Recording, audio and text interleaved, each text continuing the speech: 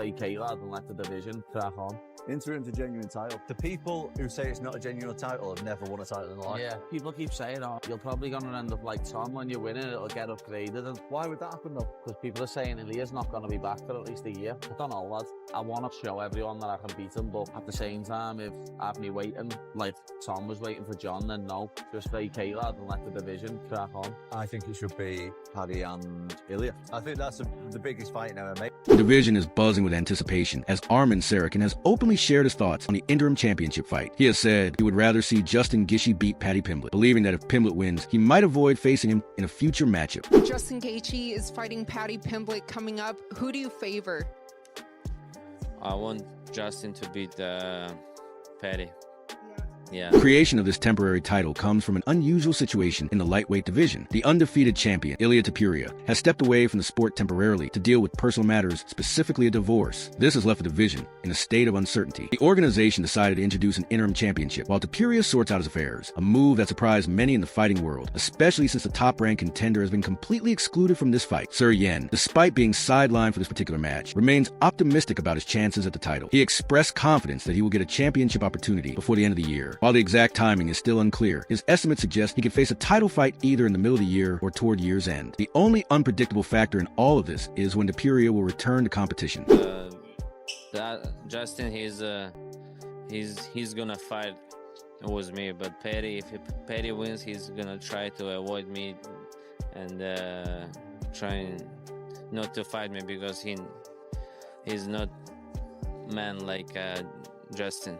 Betting markets have produced one of the more surprising outcomes recently. When the initial odds were released, Paddy Pimblett was listed as a favorite, a result that caught many fans and analysts off guard. Laura Senko, a well-respected UFC commentator and analyst, even double-checked the numbers when she first saw them, finding it hard to believe that Justin Guy was considered the underdog. While Senko acknowledges Pimblett's impressive skills and versatile fighting style, she felt his status as such a heavy favorite didn't quite make sense given the experience gap between him and Guy. As fight week approaches, the odds have remained surprisingly steady. Pimblett is listed at -225, while Guy stand at +185 according to the top sports books. These numbers show that public opinion has held firm, resisting the usual shifts that often occur as professional bettors weigh matchups and fight week developments. The stable odds suggest that many bettors truly believe the younger, less experienced fighter may actually be the safer bet. Which he is, I believe, currently around a 2-1 favorite to do so. Yeah, a little surprising there. I know he opened as the favorite, and people are like, I had Eddie Alvarez on the show, and he's like, he loves Justin Gaethje, obviously, and he's like, once I go to the sports book, Justin's not going to be the underdog anymore. My bet's going to change it alone, but clearly not. A lot of backing for Paddy in this one. That's fascinating. I mean, it's not like I think Paddy should be some ginormous underdog. But that number being so far the other way does surprise me. That's pretty crazy.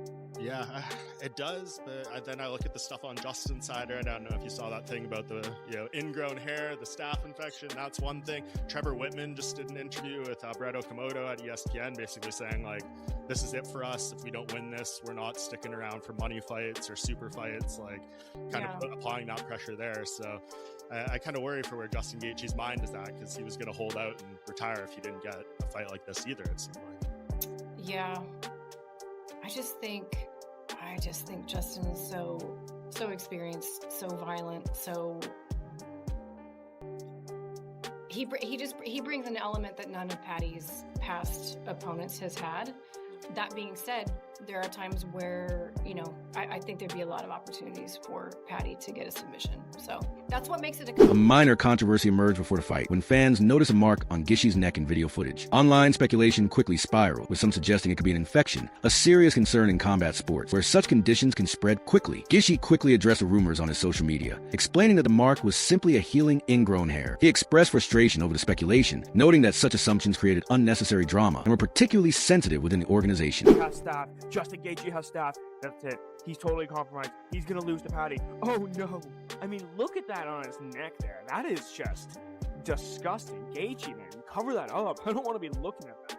Now, Gaethje's come out and said it is an ingrown hair, and brisket hanging out of my mouth, Nostradamus. That is a big word for you to be using, Justin Gaethje. I don't even know what that means. You might be low-key a scholar. Getting punched in the face, you might be the first person who's getting punched in the face a lot and somehow become smarter. Now, I know people are going to be saying built-in excuse, yada, yada, yada. Here's what I'm going to tell you. it doesn't really change much. I've already predicted Paddy's going to win. I've already predicted that he's going to absolutely annihilate Justin Gaethje for a multitude of different reasons, right? We already know that Justin Gaethje has like no BJJ. It is non-existent. Bro almost got submitted by Rafael Fiziev. Do you know how bad at grappling you have to be to get submitted by Rafael Fiziev or come close to it? No, this guy's cooked. If this fight touches the ground, it's game over. On the feet, at least Justin has a chance to land something, but the problem with Gaethje is that he's just not very precise with his shots. Like, he's not very good at actually landing the shot where he wants to. Like, yes, he's landing knockout shots due to his power, but he's not a precise puncher, like, at all. I think that Paddy's going to try to maintain the distance. He's going to utilize some of his crafty kicks, and I think he's going to eventually try to shoot a takedown, which he doesn't even have to get all the way. All he has to do is get Gaethje's back. If he gets Gaethje back, it's a wrap. GG. The storyline around this fight carries a lot of emotional weight. Trevor Whitman, who has coached Gaethje throughout his career, spoke openly about what the outcome could mean for their future. He made it clear that this will be their final run at a championship together. Losing this fight would mean stepping away, not staying in the division, as a gatekeeper. Whitman said, "I'm not afraid to say it openly. This is our final run. If we don't win this fight, we won't continue. We won't stay in the division chasing money fights." Justin would fight again, but he also knows he has to be there for his family. He needs to be smart and take care of himself. If we do win the title, my goal would be to defend it multiple times. We don't hold the belt right now, so claiming it soon is essential. Michael Bisping also weighed in, predicting a win for Pimblett. The former champion and current analyst explained that while Gaethje has strong boxing fundamentals and grappling skills, his grappling has rarely been used in fights. Bisping noted that even if Gaethje tried to take Pimblett to the ground, it would be risky because the British fighter is a skilled wrestler. Another key point Bisping highlighted is age and wear. At 31, Pimblett is still in his prime, showing little fatigue from his career. Gaethje, on the other hand, has endured years of punishing striking battles, which could make a difference in this matchup. And 55 pounds. I don't see anyone beating Ilia Topuria. I just don't. Not Paddy, not Justin. Yeah, all right, there's Arman Sarukian out there, and he's the dark horse. Obviously, Paddy and Justin are fighting for the interim title. That's an interesting fight because Justin, better boxer, better wrestling, never uses the wrestling. Even if he did use the wrestling, you wouldn't really want to take Paddy Pimblett down. Paddy's a lot younger, a lot less miles on the clock, a lot less wear and tear. I'm kind of early leaning towards Paddy Pimblett in that fight. But who's the undisputed champ at the end of 2026? So yeah, 2026, Topuria will still be the champ. Yeah, there's Arman Sarukian out there, but I don't think that fight will materialize just yet. He is entering this fight with strong confidence, predicting he will secure a stoppage victory over his experienced opponent. Pimblett has worked closely with his training partner, Luke Riley, throughout camp to sharpen his offensive skills. Riley has an impressive stoppage record in his flawless UFC career, and Pimblett believes that training alongside him has elevated his striking to a level beyond what Gaethje usually demonstrates in fights. Their strategy focuses on controlling distance to keep the hard-hitting veteran at bay, then capitalizing with powerful strikes. Pimblett admitted he was genuinely surprised while reviewing footage at how often Gaethje leaves himself open to punches, noting that this vulnerability could be a significant weakness to exploit. Oliveira, but you know what I mean? It's a new style for him. You're not just the typical up-and-coming scrapper brawler that's going to get into a fun scrap with Gaethje. There's more intricacies to your game with the grappling as well. So how do you think you're going to get this one done? I think I finish him wherever the fight goes, to be honest. Obviously, I know he can bang, but every fight we get a breakdown made of our opponent, and it actually shocks me how much he gets hit. And I know he takes one to give one, but you can't really just do that at this level. That's why he's lost to people like Eddie Alvarez, Dustin Poirier, Charles, because you can't just take one to give one, and I'm not going to just be standing there to let him hit me back, you know what I mean? So be using me range, keeping him on the outside, and I've got a feeling I'm going to knock him out, to be honest. I don't know what it is, I've just got a sneaky suspicion I'm going to knock him out. You know, I've been doing a lot of rounds with Luke Riley for this camp, and Luke's got much better technical striking than Justin Gaethje, and I'm having a lot of success sparring with Luke. And obviously one of my coaches, Ellis, who used to fight himself, he's the exact same build as Justin. He's 5'10" with a 70-inch reach, and I've been doing rounds with him. He's literally, because he doesn't fight anymore, lad, and he's just a coach, he's just done Justin's style for me. He hasn't got his own style, he's been doing Justin for me, and just the bits what we're working, I can see me knocking him out or dropping him and then submitting him. People are going on about his takedown defense, but if I want to take him down, I will take him down, lad. Simple as. But I can see myself dropping him. ending up on top and either TKOing him or submitting him or TKOing him ground. Michael Chandler offered perhaps the boldest prediction, backing Gaethje in the upcoming fight, while also envisioning him eventually defeating Topuria in a future unification bout. Having recently shared the cage with Pimblett in Miami, Chandler had a first-hand look at qualities casual viewers might miss: Pimblett's reach advantage, versatile kicking game, and calm composure under pressure. These traits give him a level of danger and intensity that few fighters in any division can match. Chandler's confident forecast of Gaethje beating the undefeated Topuria, whom he previously called possibly the most technically skilled fighter in the organization, highlights a strong belief in Gaethje's potential to become a champion. Also have been on record and said that Paddy Pimblett is better than a lot of people think he is. You know, because of his, you know, his haircut and the way he talks and you know, some of the, you know, the strength of schedule.